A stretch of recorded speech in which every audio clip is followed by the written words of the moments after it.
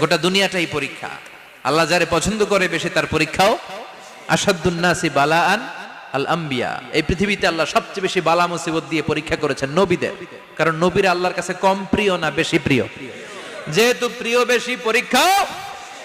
এজন্য মুমিনের উপর যদি পরীক্ষা আসে, মুমিনের উপর যদি অত্যাচার আসে, মুমিনের উপর যদি ধৈর্যের পরীক্ষা আসে, জেল জরিমানা আসে, মুমিন ওইটারে ভয় পায় না। মুমিন ভয় পায় একজনকে, চিল্লায় বলেন তিনি কে?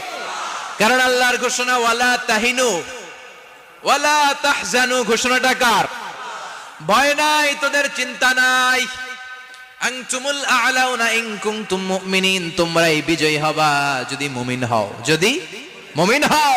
এজন্য ধৈর্যের পরীক্ষা দিতে হবে, আল্লাহর উপর তাওয়াক্কুল করতে হবে, অত্যাচার আর জুলুম আল্লাহর নামে সহ্য করে যেতে হবে। চিল্লায় বলেন ঠিক কিনা? কারণ মুসলিমের সাথে আল্লাহ থাকে।